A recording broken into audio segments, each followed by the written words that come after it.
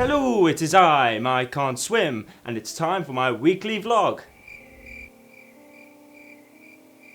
Probably best to check when I last did a video. Holy crap, March the 4th, that's 4 months. 4 months. 4 months. Of nothing. Wow, I suck at YouTube. You naive fool. You want to see a true video void? Well, prepare for something special.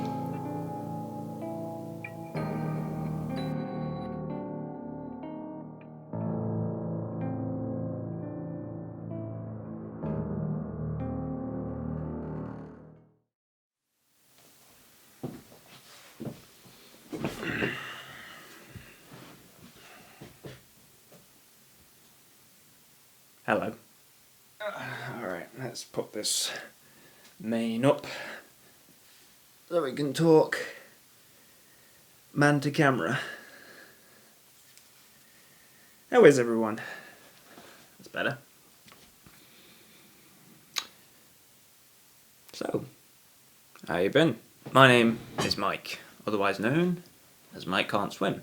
The last video upload was August 2014. It is now October 2019. Wow, 5 years. A lot has happened. So the last time I uploaded was my dad's ice bucket challenge, and the time before that was I was still living in London. Well, I'm not in London anymore. Alex and I both decided that London wasn't for us, so we uprooted and moved back home to our hometown in the East Midlands. And to be honest with you, we couldn't be happier. We weren't seeing each other. Alex was like travelling an hour to her work and back. She was working long hours, long into the evenings. I was working all day. Hardly saw anyone, hardly saw our friends, and we just basically lived. We just survived, and that's not a way of living. So we decided that we were better to come home. At least we have our family and friends, and we get the same line of work as we would back home, as we would in London. And to be honest with you, it's a bit of it's glamorized too much. Don't get me wrong, I would recommend the experience to anyone who said to me that they are planning to move to London. It's definitely an experience, one that me and Alex weren't enjoying or benefiting from. Not that I saw, anyway. So we decided to move back home. We moved in with my mum and dad for probably about half a year I think. Then we moved in to a rented house with some friends of ours, and then we spent a few years there, two and a bit, and then we bought our own house, which is where I am today. This is my office room, and I could probably show you around in another video or something like that, but hey ho, maybe that will give me something to move on to in the future. So in June of 2014 we moved back home, and Alex, being the amazing girl she is, managed to land a job pretty much like that. So she was working. I, however, landed a job a few months later, and it was just a Christmas temp at a tech company, well, a tech retail shop. So why have I started this back up again after 5 years of nothing? I suppose it's really to document my struggles, I reckon. Do you ever feel like you're okay at everything, but brilliant at nothing? Because that's what I've been feeling the past 5 years, is that over the past, since my teens, I've been okay at everything I've tried. Okay at this, that and the other. but never really got the hang of it. Or never really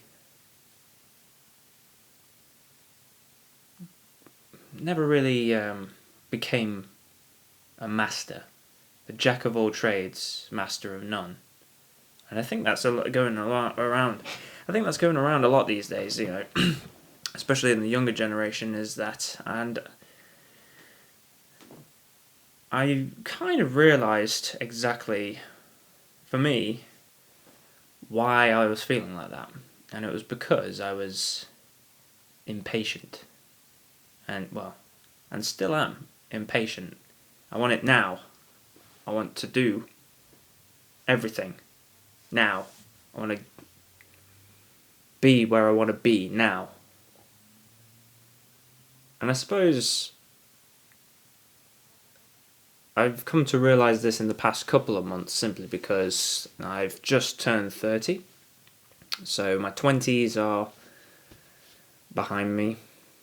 And I'm in what I call the second stage of my life. And for me, the way I break it down is there are 3 stages of life.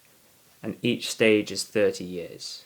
The first stage, obviously, you're growing up in your 0 to 12. Then you've got your teenage years where you're trying to find who you actually are, what it is you actually want to do. But then even then, that goes into your 20s, and there is a lot of pressure on young people today, past generations, to figure out what it is you want to do in a few years.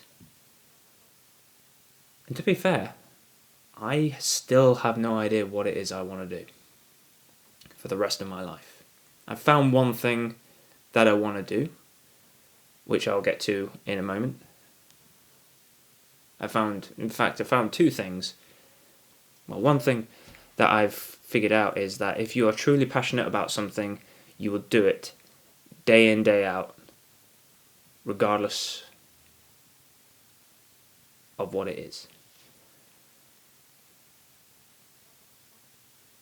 And there's a lot of pressure on teenagers to figure what that is, and even people in the early 20s, and even into the late 20s. Hell, there's a lot of pressure on everyone these days to figure out what it is people want to do. And it's making people feel more lost. It made me feel lost.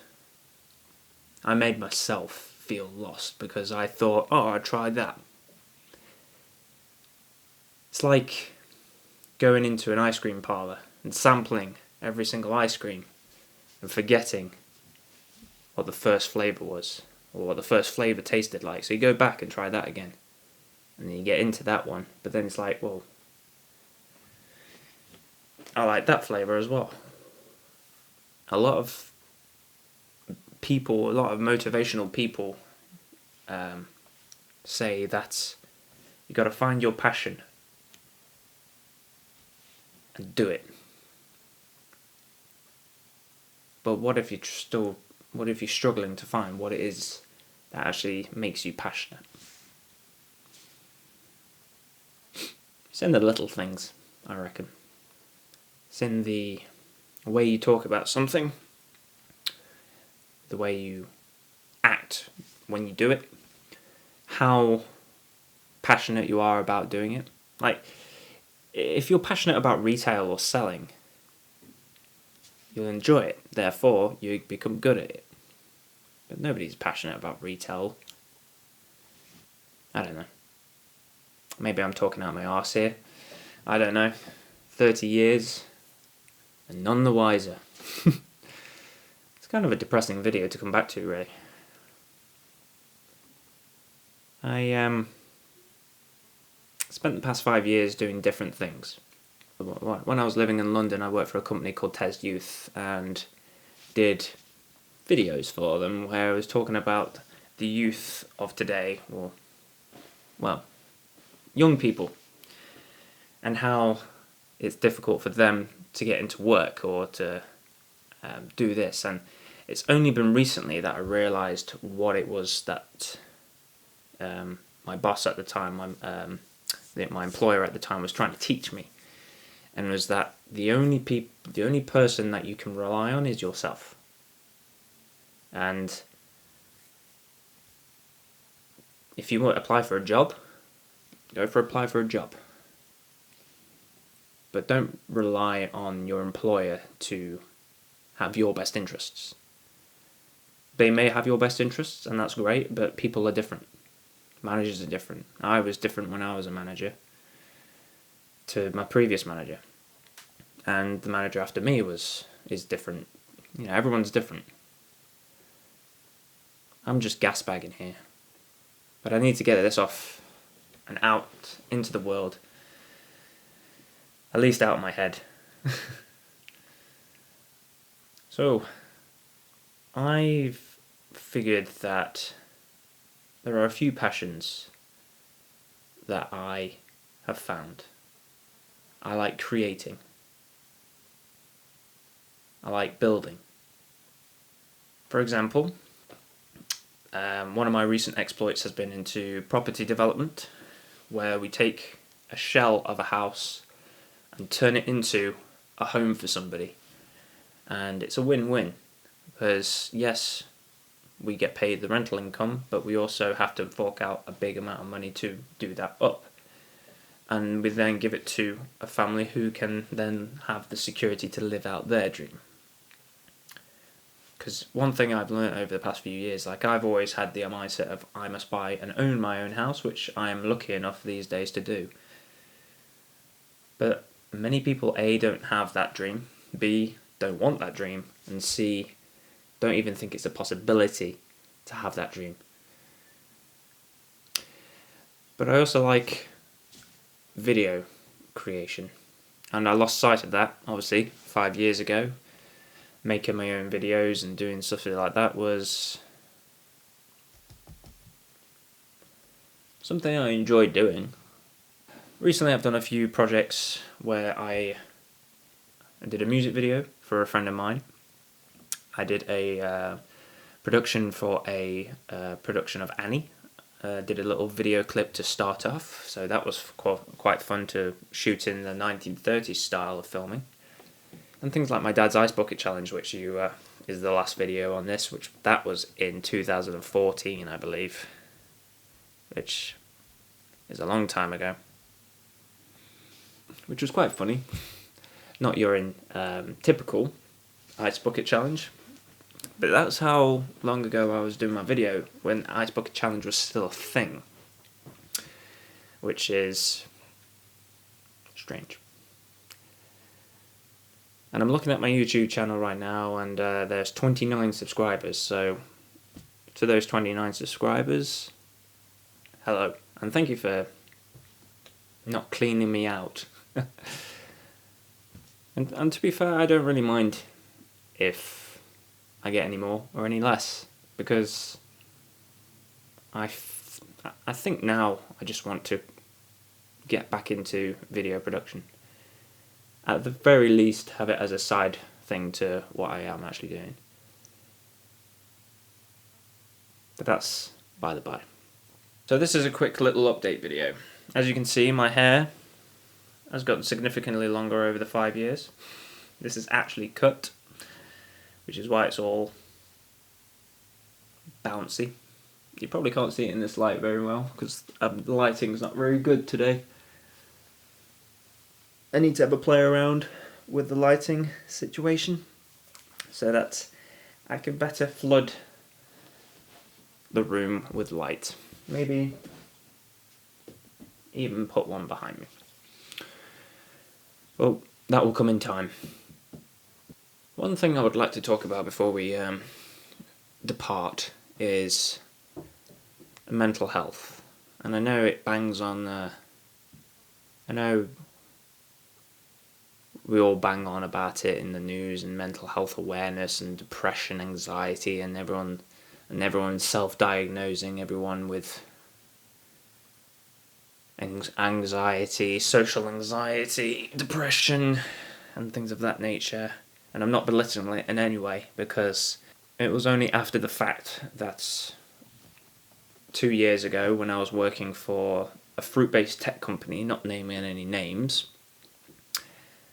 I was made manager of a store, and I was not given any autonomy to be a manager of the store. I was helicopter managed by my superior, which he made me nervous. And now I'm in a more mentally strong position, but back then I just bought the house. On the same day that we announced that we were signing on the dotted line and the contract was completing, I was made manager of the shop, so everything was on the up and up. And then the stress added, because one thing Simon Sinek says is working hard for something we don't care about is called stress. Working hard for something we love is called passion. And as much as I did enjoy working there, I was selling, because I was damn good at selling. I was the top seller for quite a few months, and in actual fact it was me making that competition which drove other people to increase their sales, which is probably why they made me the manager. But then it was the additional work that made it stressful, and the responsibility of managing the shop. But anyway, I digress. It was only after the fact, when I handed my notice in and I left and went out on my own to do my own thing and go into property development and become an investor in property. And it was only after the fact, when I left, that I was talking to my father one day and saying, well, when I was on the bus heading to work, 8 o'clock in the morning, not a big issue for me or whatever, dreading getting there and thinking, if the bus was to crash and I was hospitalised, that wouldn't be the worst thing in the world.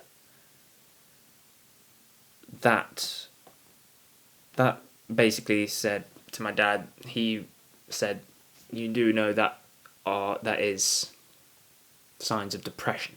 I'm not going to self-diagnose myself with depression, because that's not doing people who have actual depression, diagnosed depression, it won't do them justice. But I did have symptoms, and still to this day I still have symptoms of depression, where I find it difficult to get up in the mornings, difficult to get out of bed. I have no idea why, because I have an amazing life. I have my own house, I have my own car, I have my own company, I have Alex, the love of my life. I have everything that someone is dreaming of having, or would trade their lives in a moment, in a heartbeat, with me. But that's not the point, I'm fully grateful for everything that I have, and for the life that I will have. But that doesn't stop the little voice in my head going, hey, what if this happens? Or hey, guess what? Or hey, something's gonna happen. I don't know.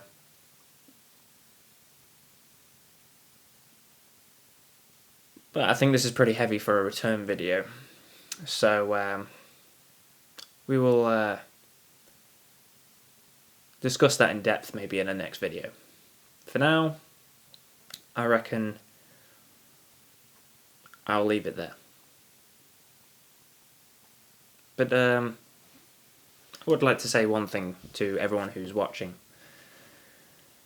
is that if you've felt like you are okay at certain things, or you can't find exactly what it is you're passionate about, or you are in a dead-end job where you think your life is going nowhere, unless you're 80 years old, 90 years old, and you're coming to the final stages of your life is in your hands. And you can do anything you want. Fortunately, I live in a first world society where that is actually allowed. There's always someone worse off than you. Start the day with gratitude. I can guarantee you, so there's someone somewhere that would trade their life with yours in an instant.